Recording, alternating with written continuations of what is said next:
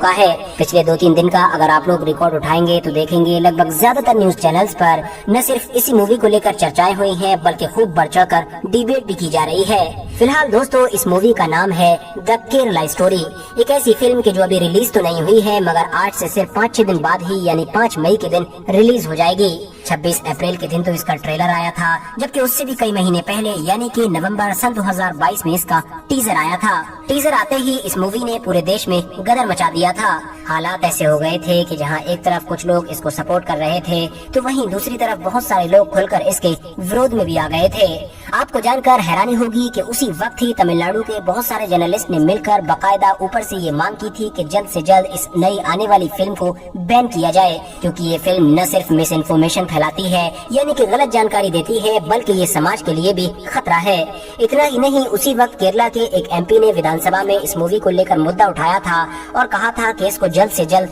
Ban करना चाहिए, क्योंकि उन एमपी का भी यही मानना था कि ये मूवी एक प्रोपेगेंडा और झूठ है कि जो देश के लोगों को बांटने के लिए और खास तौर से केरला के लोगों को अलग थलग करने के लिए बनाई गई है। वर्थ नोटिसिंग बात तो ये है कि उसी वक्त यानी सन 2022 के लास्ट में केरला के डीजीपी ने बकायदा पुलिस को ये ऑर्डर दिया था कि वो इसके खिलाफ एफआईआर करें। यही वजह थी कि इस मूवी के और इस मूवी को बनाने वाले लोगों के खिलाफ उसी वक्त एफआईआर भी कर दी गई थी। फिलहाल दोस्तों वक्त गुजरता गया और फिर कई महीने गुजरने के बाद यानी कि फाइनली 26 अप्रैल के दिन इस मूवी का टीजर के बाद ट्रेलर भी आ चुका है और ट्रेलर के साथ ही ये चीज भी क्लियर हो चुकी है कि ये मूवी अगले ही महीने यानी 5 मई के दिन रिलीज होने जा रही है। मगर दोस्तों अब आखिर में सवाल यही है कि आखिर इस मूवी को लेकर इतना ज्यादा गदर पूरे देश में क्यों मचा हुआ है? इस मूवी में ऐसा है क्या? इस मूवी में क्या कहानी दिखाई गई है? किस चीज के बारे में बात की गई है और कौन सा दौर दिखाया गया है? क्या वजह है कि ट्रेलर आते ही जहां एक तरफ बहुत बड़ा ग्रुप इसको बैन करने की मांग पर अड़ा हुआ है तो वहीं दूसरी तरफ कुछ लोग ऐसे हैं कि जो इसको हिट कराने की कसम खा चुके हैं। तो चलिए यही सब कुछ जानने की कोशिश करते हैं। दरअसल दोस्तों इस फिल्म की पूरी कहानी शालिनी नाम की एक ऐसी लड़की के आसपास घूमती है कि जो धर्म से हिंदू होती है और एक नर्सिंग कॉलेज में पढ़ाई कर रही होती है। फिल्म का ट्रेलर शुरू होते ही देखा जा सकता है कि ऑफिसर्स उस लड़की से पूछते हैं कि भाई बताइए तुमने आईएएस कब ज्वाइन किया। इसके जवाब में वो कहती है कि सवाल ये नहीं है कि मैंने कब ज्वाइन किया बल्कि ये पूछो कि मैंने क्यों और कैसे ज्वाइन किया। और उसके बाद ही इस लड़की की पूरी जिंदगी की कहानी फिल्म के जरिए से शुरू होती है। मोटे तौर पर आप ये समझिए कि दरअसल इस फिल्म में ये दिखाने की कोशिश की गई है कि केरला के अंदर पिछले कई सालों से लगातार हिंदू लड़कियों को टारगेट किया जा रहा है और उनको टारगेट पर लेकर बकायदा पहले मुस्लिम लड़कियां बहला फुसलाकर उनका धर्म बदलवाती हैं, मुस्लिम लड़कों से दोस्ती करवाती हैं और फिर वो उनकी शादी भी करवा देती हैं। इस तरह से उनको न सिर्फ बड़ी तेजी के साथ हिंदू से मुस्लिम ही बनाया जा रहा है बल्कि मुस्लिम बनाने के बाद उनको सीरिया और इराक जैसे इलाकों में भेजा जाता है जहाँ पर उनको न चाहते हुए भी आईएस जैसी एक बड़ी टेररिस्ट ऑर्गेनाइजेशन को ज्वाइन करना होता है। फिल्म में दिखाई गई शालिनी नाम की लड़की की कहानी भी कुछ इसी तरह की है और फिल्म में ये दिखाने की कोशिश की गई है कि एक लड़की की जो पहले आम हिंदू फैमिली से हुआ करती थी और अच्छे खासे कॉलेज में पढ़ाई करती थी, किस तरह से जब वो मुस्लिम फ्रेंड से मिलना शुरू हुई तो उसकी जिंदगी में बदलाव आया और वो बदलाव इतना आगे तक पहुँच गया कि एक वक्त ऐसा आया कि उसने न सिर्फ एक मुस्लिम लड़के से शादी की और शालिनी से फातिमा बन गई और उसने फातिमा बनने के बाद आईएस जैसे एक बड़े आतंकवादी संगठन को भी ज्वाइन कर लिया। आप में से जितने भी लोगों ने ऑलरेडी नवंबर में आने वाला इस मूवी का टीजर देख रखा है तो वो अच्छी तरह से जानते होंगे कि टीजर शुरू होते ही दिखाया जाता है कि जो मूवी की एक्ट्रेस है यानी कि अदा शर्मा वो कहती है कि मेरा नाम शालिनी है मगर अब मैं शालिनी नहीं हूँ बल्कि अब मैं फातिमा बन चुकी हूँ और अब मैंने आईएस ज्वाइन कर रखा है मगर अब मैं अफगानिस्तान की जेल में बंद हूँ और यहाँ पर मैं सिर्फ अकेली नहीं हूँ बल्कि मेरी तरह और भी ऐसी 32,000 ईसाई और हिंदू लड़कियाँ हैं कि जो पहले तो ईसाई और हिंदू हुआ करती थी मगर बाद में उनको इस्लाम में कन्वर्ट करके आईएस ज्वाइन करवा दिया गया था। वो या तो जेल में बंद है या फिर जमीन में दफन हो चुकी है और ये सारा का सारा काम केरला में धड़ल्ले से चल रहा है और एक लंबे वक्त से चल रहा है। यानी मूवी के टीजर से ही खुले तौर पर यह मैसेज देने की कोशिश की गई थी कि केरला स्टेट के अंदर ऐसे बहुत सारे मिशन चल रहे हैं कि जिनके तहत हर साल हजारों की तादाद में लड़कियों को न सिर्फ दूसरे धर्म से इस्लाम में लाया जाता है बल्कि बाद में उनको आतंकवादी संगठनों में शामिल भी कर दिया जाता है। मगर दोस्तों अब सवाल यही है कि क्या सच में केरला में यही सब कुछ हो रहा है कि जैसा कि इस फिल्म में दिखाया गया है? क्या सच में कभी केरला केरला की 32,000 हिंदू और ईसाई लड़कियों को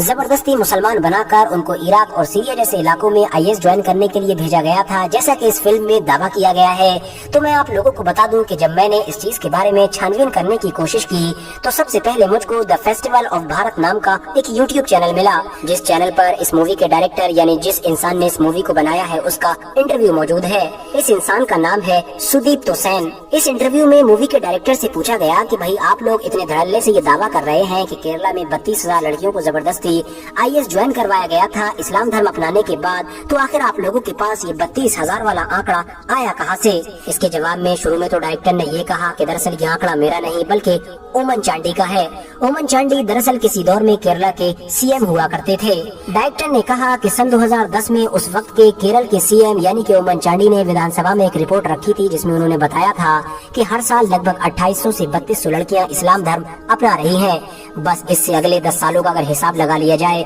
तो ये आंकड़ा 30 से 32,000 हो जाता है, और इसी हिसाब से हमने 32,000 का आंकड़ा बनाकर अपनी मूवी बना डाली। मजे की बात ये है कि बाद में मूवी डायरेक्टर यानी सुदीप्त सेन ने खुद ये भी कह डाला कि जब उन्होंने कुछ वक्त के बाद केरला के CM से इस बारे में बात की कैमरे के सामने, तो केरला के CM ने इस बात से पूरी तरह से इनकार कर दिया कि केरला में कभी कुछ ऐसा हुआ भी था। हालांकि दोस्तों, जब बवाल ज्यादा बढ़ा तो मूवी डायरेक्टर के इस दावे के बारे में भी इन्वेस्टिगेशन की गई और मीडिया रिपोर्ट्स ने ये दावा किया है कि दरअसल मूवी के डायरेक्टर ये जो कह रहे हैं कि सन 2010 में केरला की पूर्व CM ने विधानसभा में एक रिपोर्ट पेश की थी, दरअसल उनका वो दावा भी गलत है, क्योंकि केरला के जो पूर्व CM थे यानी कि ओमन चांडी, उन्होंने दरअसल 2010 में नहीं बल्कि 25 जून सन 2012 को इस बारे में बयान दिया था, और उस बयान में उन्होंने कहा था कि सन 2006 से लेकर अब तक लगातार हमारे राज्य में 2667 लड़कियों ने इस्लाम धर्म अपनाया है। यानी कि दोस्तों, वो आंकड़ा हर साल का नहीं बल्कि 6 साल का था, सन 2006 से लेकर 2012 तक का। सबसे ज्यादा हैरानी की बात तो ये है कि पूर्व CM का वो बयान हर साल के लिए नहीं बल्कि पूरे